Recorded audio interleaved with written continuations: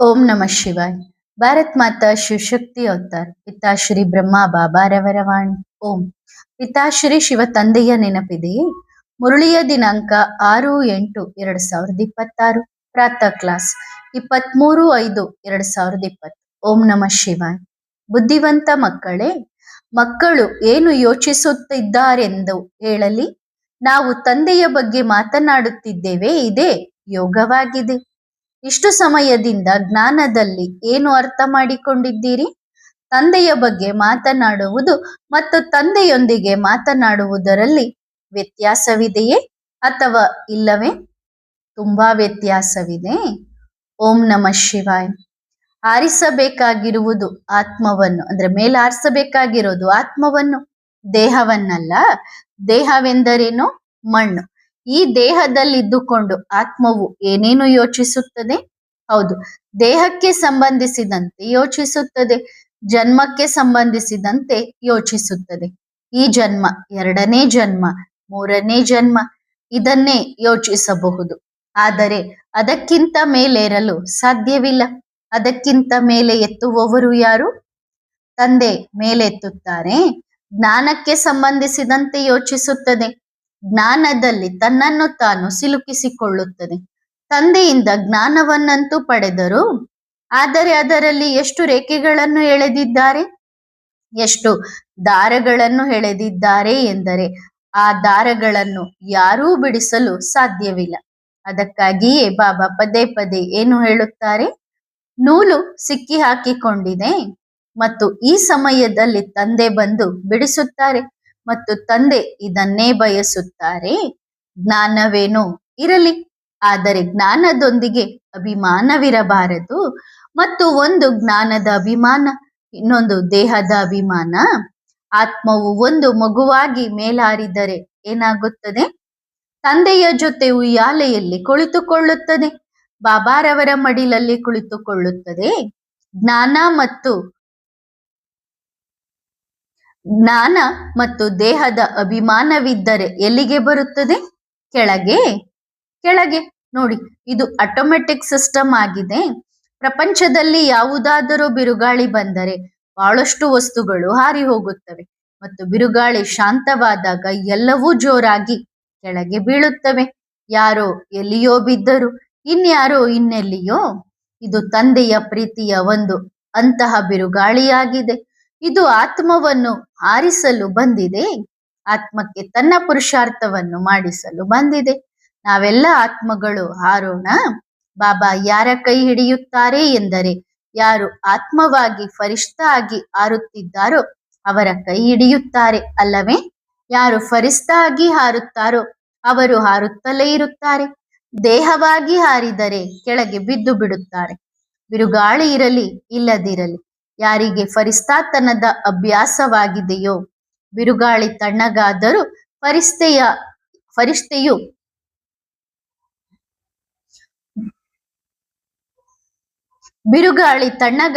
ಫರಿಷ್ಠೆಯು ಯಾವಾಗಲೂ ಮೇಲೆಯೇ ಇರುತ್ತಾನೆ ಅಲ್ಲವೇ?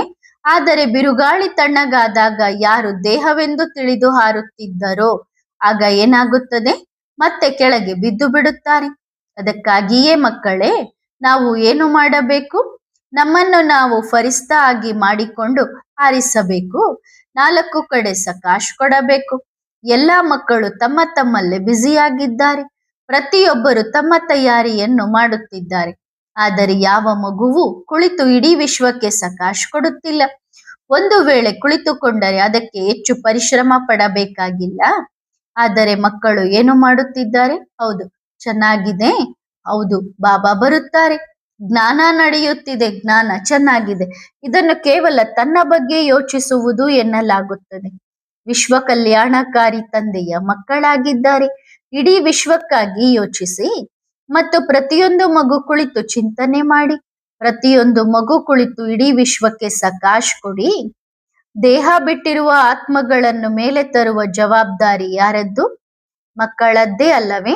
ಅವರಿಗೆ ಶಾಂತಿ ಸಕಾಶ್ ನೀಡುವ ಜವಾಬ್ದಾರಿ ಯಾರದ್ದು? ಮಕ್ಕಳದ್ದು, ತಂದೆಯದ್ದು. ಆದರೇನಾಗುತ್ತಿದೆ? ಮಕ್ಕಳು ತಂದೆಯನ್ನಂತೂ ನೆನಪು ಮಾಡುತ್ತಿದ್ದಾರೆ, ಆದರೆ ಜವಾಬ್ದಾರಿಯನ್ನು ಮರೆಯುತ್ತಿದ್ದಾರೆ. ಮತ್ತು ತಂದೆಯ ಪ್ರಿಯರು ಯಾರು? ಯಾರು ತಂದೆಯ ಜವಾಬ್ದಾರಿಯನ್ನು ಹೊರುತ್ತಾರೋ ಮತ್ತು ತಂದೆಯನ್ನು ನೆನಪು ಮಾಡುತ್ತಾರೋ ಅವರು ಹೀಗಲ್ಲ. ಬಾಬಾ, ನಾವು ನಿಮ್ಮನ್ನೇ ನೆನಪು ಮಾಡುತ್ತೇವೆ. ಜವಾಬ್ದಾರಿಗೂ ನಮಗೂ ಯಾವುದೇ ಸಂಬಂಧವಿಲ್ಲ. ಇರುವ 1-2 ಗ್ರಾಹಕರನ್ನೇ ನೋಡುತ್ತೇವೆ. ಉಳಿದವರು ಉದ್ದನೆಯ ಸಾಲಿನಲ್ಲಿ ನಿಂತಿದ್ದರು. ಅವರಿಗೂ ನಮಗೂ ಏನು ಸಂಬಂಧ? ಬಾಬಾ ಪ್ರತಿಯೊಂದು ಮಗುವನ್ನು ಗಮನವಿಟ್ಟು ನೋಡುತ್ತಿದ್ದಾರೆ. ಅದಕ್ಕಾಗಿಯೇ ತಂದೆಯನ್ನು 1000 ಭುಜಧಾರಿ ಮತ್ತು ಅಸಂಖ್ಯಾತ ನೇತ್ರಧಾರಿ ಎಂದು ಕರೆಯುತ್ತಾರೆ. ಒಂದು ದೃಷ್ಟಿಯಲ್ಲಿ ಇಡೀ ಸಂಸಾರವನ್ನು ಗಮನವಿಟ್ಟು ನೋಡುವುದು ಮತ್ತು ತನ್ನ ಮಕ್ಕಳನ್ನು ಅತ್ಯಂತ ಗಮನವಿಟ್ಟು ನೋಡುವುದು. ಎಲ್ಲಿ ಏನು ಗೊಂದಲವಿದೆ? ಆದರೆ ತಂದೆ ಬಯಸುತ್ತಾರೆ ಮಕ್ಕಳು ತಮ್ಮ ಪುರುಷಾರ್ಥವನ್ನು ಮಾಡಲಿ. ನಾವು ತಪ್ಪು ಮಾಡುತ್ತಿದ್ದೇವೆ ಎಂದು ಮಕ್ಕಳಿಗೆ ಗೊತ್ತಿರುತ್ತದೆ. ಶ್ರೀಮತಕ್ಕೆ ವಿರುದ್ಧವಾಗಿದೆ ಎಂದು ಮಕ್ಕಳಿಗೆ ಗೊತ್ತೇ ಇಲ್ಲ ಎಂದೇನಿಲ್ಲ. ಆದರೂ ಮಾಡುತ್ತಲೇ ಹೋಗುತ್ತಿದ್ದಾರೆ. ಒಬ್ಬರಿಗೊಬ್ಬರು ಸಮಾಧಾನವನ್ನು ಹೇಳಿಕೊಳ್ಳುತ್ತಾರೆ. ನಾವು ಬಾಬಾರವರ ಬಗ್ಗೆಯೇ ಮಾತನಾಡುತ್ತಿದ್ದೇವೆ ಎಂದು. ಆದರೆ ಬಾಬಾರವರೊಂದಿಗೆ ಮಾತನಾಡುತ್ತಿಲ್ಲ. ಬಾಬಾರವರ ಬಗ್ಗೆ ಮಾತನಾಡುವುದು ಬೇರೆ ಮತ್ತು ಬಾಬಾನ ಜೊತೆಯೇ ಮಾತನಾಡುವುದು ಬೇರೆ. ಹಾಗಾದರೆ ತಂದೆ ಮಕ್ಕಳನ್ನು ಕೇಳಲು ಬಯಸುತ್ತಾರೆ, ತಂದೆಯೊಂದಿಗೆ ಎಷ್ಟು ಮಾತನಾಡುತ್ತಿದ್ದೀರಿ? ತಂದೆಯ ಮಾತುಗಳನ್ನು ತುಂಬಾ ಕೇಳುತ್ತೀರಿ? ಇತ್ತೀಚೆಗೆ ಎಲ್ಲರೂ ಕೇಳುತ್ತಿದ್ದಾರೆ. ಇಡೀ ಬ್ರಾಹ್ಮಣ ಪರಿವಾರದಲ್ಲೇನಾಗುತ್ತಿದೆ? ಬಾಬಾರವರ ಮಾತುಗಳನ್ನು ಕೇಳಿಸಲಾಗುತ್ತಿದೆ. ಇಂದಿನವರೆಗೇನು ಕೇಳಿಸಲಾಯಿತು? ಬಾಬಾರವರ ಮಾತುಗಳನ್ನೇ ತಾನೇ ಕೇಳಿಸಲಾಯಿತು. ಜ್ಞಾನಿ ಅಜ್ಞಾನಿ ಎಲ್ಲರಿಗೂ ಬಾಬಾರವರ ರೈಲು ಮಾತುಗಳನ್ನು ಕೇಳಿಸುತ್ತಿದ್ದಾರೆ. ಆದರೆ ಬಾಬಾರೊಂದಿಗೆ ಯಾರು ಮಾತನಾಡುತ್ತಿದ್ದಾರೆ? ಇಂದು ಬಾಬಾ ಇದನ್ನು ಎಲ್ಲರನ್ನೂ ಕೇಳುತ್ತಿದ್ದಾರೆ. ಉತ್ತರ ಕೊಡಲಿ. ಪ್ರತಿಯೊಂದು ಮಗುವು ಉತ್ತರ ಕೊಡಲಿ. ನಾವು ಬಾಬಾರವರ ಬಗ್ಗೆ ಮಾತನಾಡುತ್ತಿದ್ದೇವೆ. ಇದು ಕೂಡ ಯೋಗವೇ ಎಂದು ಯಾರು ಯೋಚಿಸುತ್ತಾರೋ? ಇಲ್ಲ, ಯೋಗವು ತಂದೆಯೊಂದಿಗೆ ಮಾತನಾಡುವುದರಲ್ಲಿದೆ. ಹೌದು, ಬಾಬಾರವರ ಬಗ್ಗೆ ಮಾತನಾಡುವುದು ಒಳ್ಳೆಯ ವಿಷಯವೇ. ಆದರೆ ಆ ಅಮಲಿನಲ್ಲಿ ತಂದೆಯೊಂದಿಗೆ ಮಾತನಾಡುವುದನ್ನು ಮರೆತು ಬಿಡುವುದು ಸರಿಯಲ್ಲ. ತಂದೆ ಸ್ವಲ್ಪ ಟಚಿಂಗ್ ನೀಡಿದರು. ಅರೆ ಬಾಬಾ, ಈ ಟಚಿಂಗ್ ನೀಡಿದರು, ಆಮೇಲೆ ಮುಂದೇನು? ಪೂರ್ತಿ ಸಂದೇಶವನ್ನೇ ಕೇಳಲಿಲ್ಲ. ಕೆಲವು ಮಕ್ಕಳು ಹೀಗೆ ಯೋಚಿಸುತ್ತಾರೆ. ಉದಾಹರಣೆಗೆ, ಸಣ್ಣ ಮಗು ಇರುತ್ತದಲ್ಲವೇ ಮತ್ತು ಎದುರಿಗೆ ಕುಳಿತಿರುತ್ತದೆ. ಸರಿ ತಾನೇ ಮಗು, ಇಷ್ಟು ಆಹಾರ ನಿನ್ನದು, ಇದನ್ನು ತಗೋ, ಇದನ್ನು ತಿನ್ನು. ಸ್ವಲ್ಪ ತಿಂದಿತ್ತುವಾ? ಎಷ್ಟು ರುಚಿಯಾದ ಆಹಾರ. ಅರೆ ಮೊದಲು ಪೂರ್ತಿ ತಿನ್ನು. ಒಂದು ತುತ್ತು ತಿಂದು ಹೇಳಲು ಓಡುತ್ತಿದ್ದೀಯಾ? ಡಂಗೂರ ಸಾರುತ್ತಿದ್ದೀಯಾ? ನನಗೆ ಒಂದು ತುತ್ತು ಸಿಕ್ಕಿತು ಮತ್ತು ಅದು ತುಂಬಾ ರುಚಿಯಾಗಿತ್ತು ಎಂದು, ತುಂಬಾ ಮಜಾ ಬಂತು, ತುಂಬಾ ಚೆನ್ನಾಗಿತ್ತು ಎಂದು. ಪೂರ್ತಿ ತಟ್ಟೆಯನ್ನು ಯಾರು ತಿನ್ನುತ್ತಾರೆ? ಸರಿ, ಆಮೇಲೆ ಇನ್ಯಾರನ್ನಾದರೂ ಹಿಡಿಯುತ್ತಾರೆ. ಒಂದು ತುತ್ತು ನೀವು ತಿನ್ನಿ. ಈ ನಶೆ ಕೂಡ ಸರಿಯಲ್ಲ. ನೋಡಿ, ತಂದೆಯ ಪ್ರೀತಿ ಎಲ್ಲರ ಮೇಲಿದೆ ಮತ್ತು ಎಲ್ಲರಿಗೂ ತಂದೆಯ ಮೇಲೆ ಪ್ರೀತಿ ಇದೆ. ಆದರೆ ತಂದೆಯ ಬಗ್ಗೆ ಮಾತನಾಡುವುದು ಮತ್ತು ತಂದೆಯ ಜೊತೆಗೆ ಮಾತನಾಡುವುದರಲ್ಲಿ ಬಹಳ ವ್ಯತ್ಯಾಸವಿದೆ ಮಕ್ಕಳೇ. ಹೇಳುತ್ತಾರಲ್ಲವೇ ಬಾಬಾ, ನಾವು ನಿಮ್ಮನ್ನು ನೆನಪು ಮಾಡುತ್ತೇವೆ. ಹೌದು, ಎಲ್ಲರೂ ಮಾಡುತ್ತಾರೆ. ಆದರೆ ತಂದೆ ಯಾರನ್ನು ನೆನಪು ಮಾಡುತ್ತಾರೆ? ನೋಡಿ, ತಂದೆಯ ಬಳಿ 2 ಲಿಸ್ಟ್ ಇದೆ. ಯಾವ ಲಿಸ್ಟ್? ಒಂದು, ಯಾವ ಮಕ್ಕಳು ತಂದೆಯನ್ನು ನೆನಪು ಮಾಡುತ್ತಾರೆ, ಮತ್ತು 2ನೆಯದು, ತಂದೆ ಯಾವ ಮಕ್ಕಳನ್ನು ನೆನಪು ಮಾಡುತ್ತಾರೆ. ಈಗ ಎಲ್ಲರೂ ಹೇಳುತ್ತಾರೆ ನಾವು ನೆನಪು ಮಾಡುತ್ತೇವೆ ಎಂದು. ತುಂಬಾ ಒಳ್ಳೆಯ ವಿಷಯ. ಆದರೆ ತಂದೆ ಯಾರನ್ನು ನೆನಪು ಮಾಡುತ್ತಾರೆ? ತಂದೆ ಆ 8 ಮತ್ತು 108 ಮಣಿಗಳ ಮಕ್ಕಳನ್ನು ನೆನಪು ಮಾಡುತ್ತಾರೆ. ಅದರ ನಂತರ ಎಲ್ಲರೂ ತಂದೆಯನ್ನು ನೆನಪು ಮಾಡುತ್ತಾರೆ. ಈಗ ಯಾರಾದರೂ ಹೀಗೆ ಯೋಚಿಸಿದರೆ, ನಾವು 108ರ ಮಾಲೆಯಲ್ಲಿ ಬರಲು ದೊಡ್ಡ ಪುರುಷಾರ್ಥ ಅವಶ್ಯವಾಗಿ ಮಾಡುತ್ತೇವೆ ಎಂದು. ಸರಿ, ಆದರೆ ನಾವು 108ರ ಮಾಲೆಯವರು ಎಂದು ಯಾರೂ ಯೋಚಿಸಬೇಡಿ.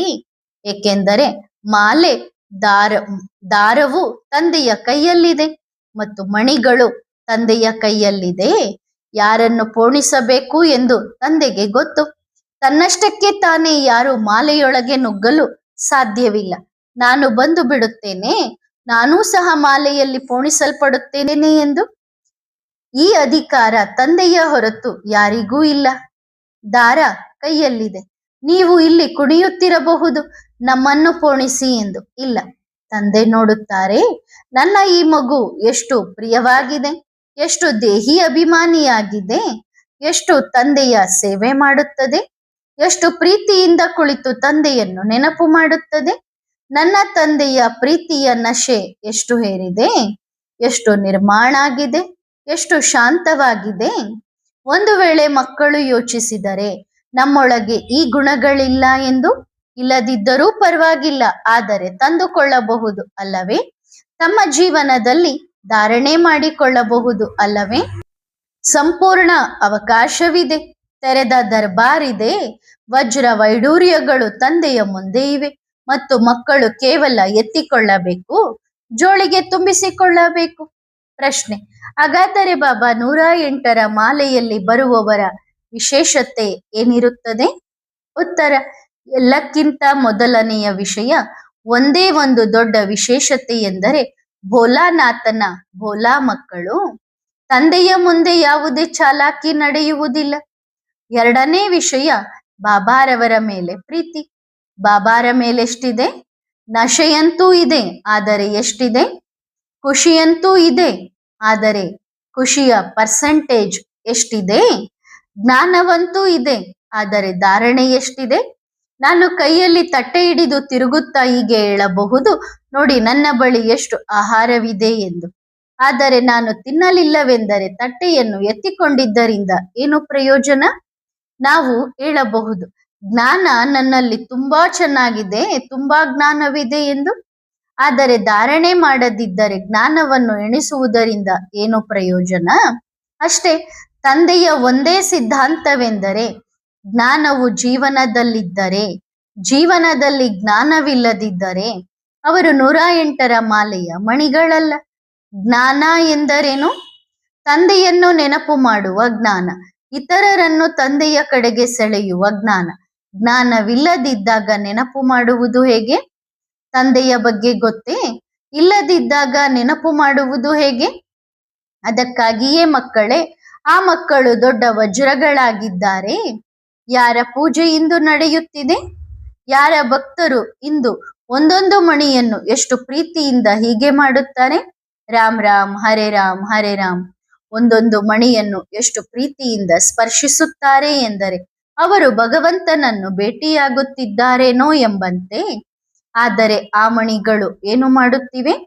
ಈಗ ಮಣಿಗಳು ಮಾಲೆಯಿಂದ ಹೊರಬಂದಿವೆ ಮತ್ತು ಮಾಲೆಯನ್ನು ತಂದೆ ಕುಳಿತು ಪೋಣಿಸುವ ಸಮಯ ಬಂದಿದೆ ಅಲ್ಲವೇ?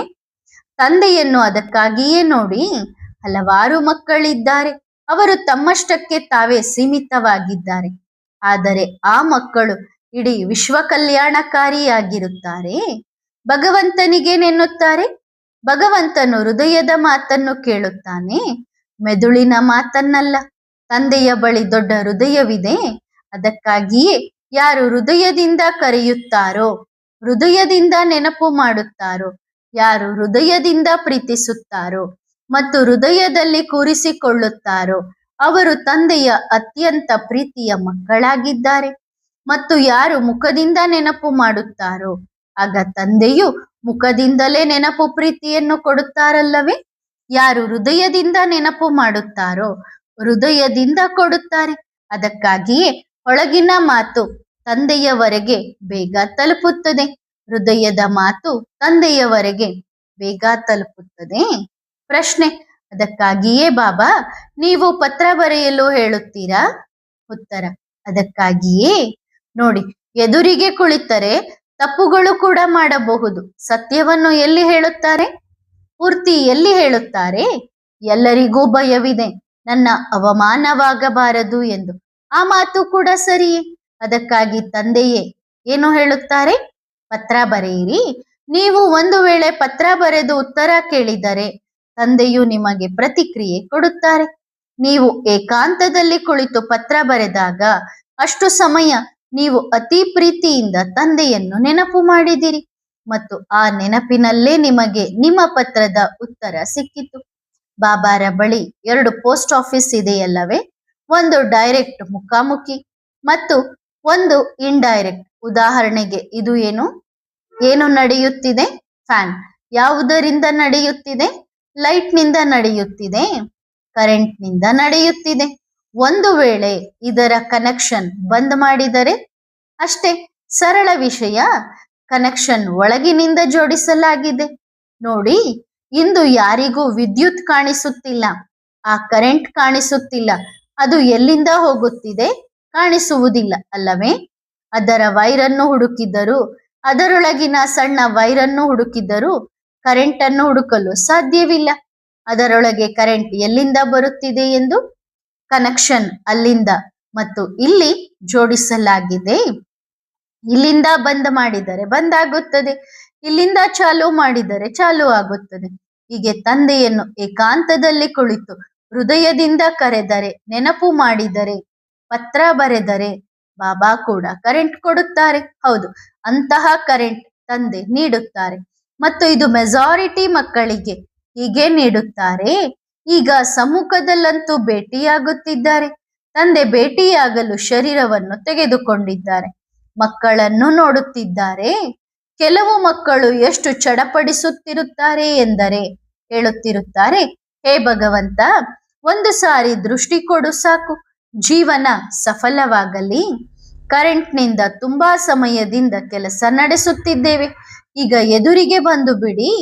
ಹಾಗಾದರೆ ಹೌದು ಬಾಬಾ ಬರುತ್ತಾರೆ. ಆದರೆ ಶಾಸ್ತ್ರಗಳಲ್ಲಿ ಹೇಳುತ್ತಾರಲ್ಲವೇ, ಭಗವಂತ ಒಬ್ಬ ಸಾಧಾರಣ ವೇಷದಲ್ಲಿ ಬಂದರು, ಆದರೆ ಮೂಢಮತಿ ಮಕ್ಕಳು ಗುರುತಿಸಲು ಸಾಧ್ಯವಾಗಲಿಲ್ಲ ಎಂದು.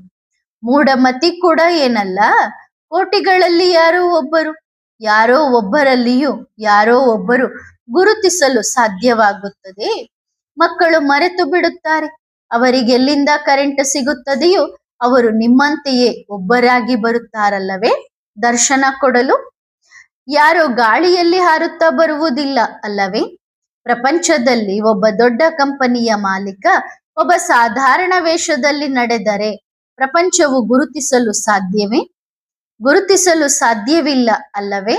ಆದರೆ ಯಾರಿಗೆ ಅವರ ಪರೀಕ್ಷೆ ಇದೆ, ಗುರುತಿದೆ, ಅವರು ಖಂಡಿತ ಗುರುತಿಸುತ್ತಾರೆ.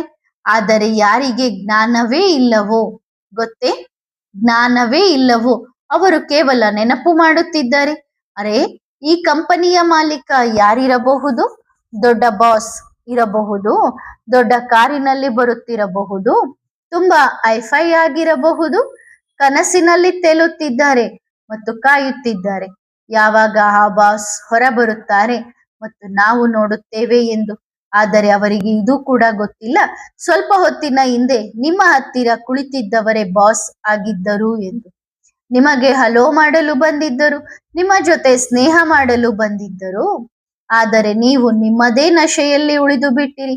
ಹೀಗೆ ಕುಳಿತು ಸ್ನೇಹ ಮಾಡುವುದು, ಪ್ರೀತಿಸುವುದು ಸರಿಯೋ, ಅಥವಾ ಸಾರ್ವಜನಿಕವಾಗಿ ಮಧ್ಯದಲ್ಲಿ ಕುಳಿತು ದರ್ಶನ ಮಾಡುವುದು ಸರಿಯೋ? ಹೇಗೆ ಸರಿ ಇದೆ? ಹತ್ತಿರ ಕುಳಿತುಕೊಂಡು ತಾನೆ ನೀವು ಅವಕಾಶ ಕಳೆದುಕೊಂಡಿರಿ. ಆಮೇಲೆ ನೋಡಿದಿರಿ, ಅವರೇ ತಮ್ಮ ಬಟ್ಟೆ ಬದಲಾಯಿಸಿ ಸ್ಟೇಜ್ ಮೇಲೆ ಬಂದರು. ಅರೆ, ಇವರು ನಮ್ಮ ಹತ್ತಿರವೇ ಕುಳಿತಿದ್ದರು, ಇವರು ಬಾಸ್ ಆಗಿದ್ದರು. ಅರೆ, ನಾವು ಎಷ್ಟು ಮೂರ್ಖರಾದೆವು, ಎಷ್ಟು ಬುದ್ಧುಗಳಾದೆವು, ನಾವು ಬಾಸ್ ಅನ್ನು ಗುರುತಿಸಲೇ ಇಲ್ಲ.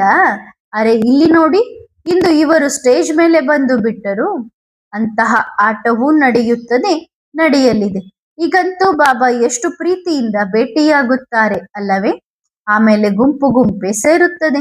ಈ ಸಮಯದಲ್ಲಿ ಗುರುತಿಸಿಯೂ ಗುರುತಿಸದವರು, ಯಾವುದೇ ಗೌರವ ಕೊಡದವರು, ಪ್ರೀತಿಸದವರು, ತಮ್ಮ ಅಹಂಕಾರದಲ್ಲೇ ಇರುವವರು, ನಾವು ಈ ಕಂಪನಿಯ ಮಾಲೀಕನ ಕಂಪನಿಯಲ್ಲೇ ಕುಳಿತಿದ್ದೇವೆ ಎಂದು ಮತ್ತು ಈ ಒಬ್ಬ ಸಾಧಾರಣ ವೇಷದಲ್ಲಿ ಕುಳಿತಿರುವವರನ್ನು ಗುರುತಿಸಲೇ ಇಲ್ಲ. ನಶೆ ಏರಿದೆ, ನಾವು ಜ್ಞಾನವಂತರು, ನಾವು ಇಂಟರ್ವ್ಯೂ ಕೊಡಲು ಬಂದಿದ್ದೇವೆ ಎಂದು ಯೋಚಿಸುತ್ತಾರೆ. ನಾವು ದೊಡ್ಡ ಜ್ಞಾನಿಗಳು, ಹೀಗೆಲ್ಲ ಸುಮ್ಮನೆ ಭೇಟಿಯಾಗುತ್ತಾರೆಯೇ ಎಂದು. ಆದರೆ ಮರೆತು ಹೋದರು, ಅದೇ ಮಾಲೀಕ ಕುಳಿತಿದ್ದಾನೆ, ಪರೀಕ್ಷೆ ಹೀಗೆಯೇ ತೆಗೆದುಕೊಳ್ಳುತ್ತಾನೆ. ಹೀಗೆ ಸಾಧಾರಣ ರೂಪದಲ್ಲಿ ಎದುರಿಗೆ ಬಂದು ಬಿಟ್ಟನು. ಕೆಲವು ಮಕ್ಕಳು ಯೋಚಿಸುತ್ತಾರೆ, ಯಾವುದೋ ಸ್ಟಾರ್ ತರಹ ಬರುತ್ತಾರೆ ಅಥವಾ ಬೆಳಕಿನ ತರಹ ಸುತ್ತುತ್ತಾ ಬರುತ್ತಾರೆ, ಹೀಗೆ ಮ್ಯಾಜಿಕ್ ಮಾಡುತ್ತಾರೆ ಎಂದು. ಚಮತ್ಕಾರಕ್ಕಾಗಿ ಕಾಯುತ್ತಿದ್ದಾರೆ. ಕಾಯುತ್ತಿರಲಿ, ಚಮತ್ಕಾರವಾಗುತ್ತದೆ. ಆಮೇಲೆ ಅಂತಿಮ ಸಮಯದಲ್ಲಿ ಹುಡುಕುತ್ತಿರುತ್ತಾರೆ. ಆಮೇಲೆ ಹೇಳುತ್ತಾರೆ, ಅರೆ ನಾವು ಎಷ್ಟು ಬುದ್ಧುಗಳಾದೆವು ಎಂದು. ಅದಕ್ಕಾಗಿಯೇ ಬಾಬಾ ಹೇಳುತ್ತಾರೆ, ಶಿಕ್ಷಣ ಪುರುಷಾರ್ಥ, ಹೃದಯದಿಂದ ನೆನಪು ಮತ್ತು ತಂದೆಯೊಂದಿಗೆ ಮಾತನಾಡುತ್ತೀರಿ. ಬಾಬಾರವರ ಬಗ್ಗೆ ಮಾತನಾಡುವುದು ಬೇರೆ ವಿಷಯ, ಬಾಬಾರ ಜೊತೆ ಮಾತನಾಡುವುದು ಬೇರೆ ವಿಷಯ. ಮಕ್ಕಳು ಏನು ಯೋಚಿಸುತ್ತಾರೆಂದು ಹೇಳಲಿ?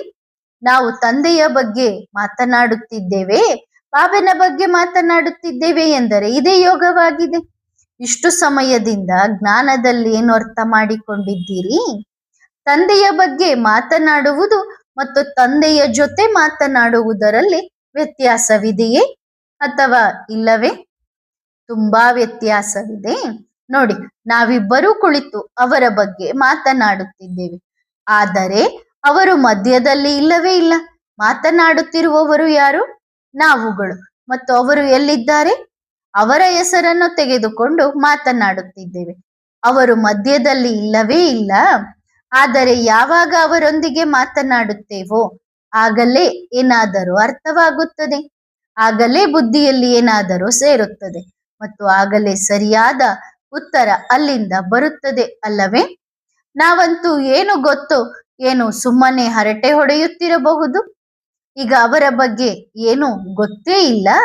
ಈಗ ಎಷ್ಟು ಗೊತ್ತಿದೆಯೋ ಅಷ್ಟರಲ್ಲಿ ಹರಟೆ ಹೊಡೆದರು. ಆದರೆ ಅವರೊಳಗೆ ಏನಿದೆಯೋ ಅದನ್ನು ನಾವು ಸಂಪೂರ್ಣವಾಗಿ ನೋಡಲು ಸಾಧ್ಯವಾಗಲಿಲ್ಲ, ಪೂರ್ತಿ ತಿಳಿದುಕೊಳ್ಳಲು ಸಾಧ್ಯವಾಗಲಿಲ್ಲ. ಬಾಬಾ ಪ್ರತಿಯೊಂದು ಮಗುವಿಗೂ ಸಂದೇಶ ಕೊಡಲು ಬಯಸುತ್ತಾರೆ. ಪ್ರೀತಿಯ ಮಕ್ಕಳೇ, ಸಮಯ ಕಡಿಮೆ ಇದೆ, ಇಷ್ಟು ಒಳ್ಳೆಯ ಸಮಯ ಕೊಡಲಾಗಿದೆ, ವ್ಯರ್ಥ ಮಾಡಬೇಡಿ. ಎಲ್ಲಿಯೇ ಯಾವುದೇ ಮಗು ಕುಳಿತಿದ್ದರೂ ಪ್ರತಿಯೊಂದು ಮಗುವು ಹೀಗೆ ಯೋಚಿಸಲಿ, ತಂದೆ ನನಗಾಗಿ ಸಂದೇಶ ಕಳುಹಿಸಿದ್ದಾರೆ, ನನಗಾಗಿ ಸಂದೇಶ ಕಳುಹಿಸಿದ್ದಾರೆ, ನನಗಾಗಿ ಪತ್ರ ಕಳುಹಿಸಿದ್ದಾರೆ. ತಂದೆಯ ಮನೆಯಿಂದ ಪತ್ರ ಬಂದಿದೆ. ಮಕ್ಕಳು ಎಲ್ಲೆಲ್ಲಿ ತಪ್ಪುಗಳನ್ನು ಮಾಡುತ್ತಿದ್ದಾರೆ, ಮಕ್ಕಳು ಅಸಡ್ಡೆ ಮಾಡಬಾರದು, ಅಂದ್ರೆ ನೆಗ್ಲೆಕ್ಟ್ ಮಾಡಬಾರದು. ತಂದೆ ನೋಡುತ್ತಿದ್ದಾರೆ. ನಮ್ಮ ಕಡೆಯಿಂದ ಯಾವುದೇ ಅಂತಹ ಡಿಸರ್ವಿಸ್ ಆಗುವಂತಹ ಕರ್ಮ ಆಗಬಾರದು. ಅದಕ್ಕಾಗಿ ಆಮೇಲೆ ಪಶ್ಚಾತ್ತಾಪ ಪಡಬೇಕಾಗುತ್ತದೆ. ಮುಷ್ಟಿಯಲ್ಲಿರುವ ಮರಳಿನಂತೆ ಮರಳು ಜಾರುತ್ತಾ ಹೋಗುತ್ತದೆ, ಹಾಗೆಯೇ ಸಮಯವು ಕಳೆದು ಹೋಗುತ್ತಿದೆ. ಇಲ್ಲಿಯ ಮಾತು ಅಲ್ಲಿಯ ಮಾತುಗಳಲ್ಲಿ ಯಾರು ಸಮಯ ವ್ಯರ್ಥ ಮಾಡಬೇಡಿ. ಇದು ತಂದೆಯು ಎಲ್ಲ ಮಕ್ಕಳಿಗೆ ಕೊಡುವ ಸಂದೇಶವಾಗಿದೆ. ಮಕ್ಕಳೇ, ತಂದೆಯು ಆಸ್ತಿಯನ್ನು ಕೊಡಲು ಬಂದಿದ್ದಾರೆ. ಒಬ್ಬಿಬ್ಬರೊಂದಿಗೆ ಆಸ್ತಿ ಸಿಗುವುದಿಲ್ಲ. ಯಾರಿಂದ ಸಿಗುತ್ತದೆ? ತಂದೆಯಿಂದ. ಅಂದ್ರೆ ನಾವ್ ಯಾರ ಜೊತೆಗೆ ಮಾತಾಡ್ತಾ ಕಾಲ ಕಳೀತಿದ್ದೀವಿ ಅವರಿಂದ ಆಸ್ತಿ ಸಿಗೋದಿಲ್ಲ, ಬಾಬನಿಂದ ಆಸ್ತಿ ಸಿಗತ್ತೆ. ಸಂದೇಶ ನೀಡುವುದು ಬೇರೆ ವಿಷಯ, ಬೇಕಿದ್ದರೆ ಸಂದೇಶ ನೀಡಲಿ. ಅದಕ್ಕಾಗಿಯೇ ತಂದೆಯನ್ನು ಎಷ್ಟು ನೆನಪು ಮಾಡುತ್ತೀರೋ, ತಂದೆ ಯಾರನ್ನು ಯೋಗ್ಯರೆಂದು ತಿಳಿಯುತ್ತಾರೋ ಅವರಿಗೆ ತಾನೇ ರಾಜ್ಯ ನೀಡುತ್ತಾರೆ. ಪ್ರತಿಯೊಂದು ಮಗು ಅದರಂತೆ ಆಗುವ ಪುರುಷಾರ್ಥ ಮಾಡಲಿ. ಸರಿ ತಾನೇ ಮಕ್ಕಳೇ? ಮತ್ತೆ ಭೇಟಿಯಾಗೋಣ. ಎಲ್ಲ ಮಕ್ಕಳಿಗೆ ಮಧುರಾತಿ ಮಧುರ ನೆನಪು ಪ್ರೀತಿಗಳು. ಸರಿ ತಾನೆ? ಎಲ್ಲ ಮಕ್ಕಳಿಗೆ ತಲುಪಿತು. ಕೆಲವು ಮಕ್ಕಳು ಪತ್ರ ಓದುತ್ತಾರೆ, ಕೆಲವು ಮಕ್ಕಳು ಖುಷಿಯಲ್ಲಿ ಕುಣಿಯುತ್ತಾರೆ, ಹಾಡುತ್ತಾರೆ. ಯಾರು ಸಿಕ್ಕಿದರು? ನನ್ನ ಬಾಬಾ, ಮಧುರ ಬಾಬಾ. ಯಾರ ಜ್ಞಾನವನ್ನು ತೆಗೆದುಕೊಂಡು ತಾನಾಬಾನ ಮಾಡುತ್ತಿದ್ದಾರೆ, ಅಂದ್ರೆ ನೃತ್ಯ ಮಾಡುತ್ತಿದ್ದಾರೆ, ಇಲ್ಲಿ ಅಲ್ಲಿ ಸೀಳುತ್ತಿದ್ದಾರೆ. ಪೂರ್ತಿ ಜ್ಞಾನವಂತೂ ಇಲ್ಲ, ಪ್ರತಿಯೊಬ್ಬರ ಬಳಿ ಸ್ವಲ್ಪ ಸ್ವಲ್ಪ ಇದೆ.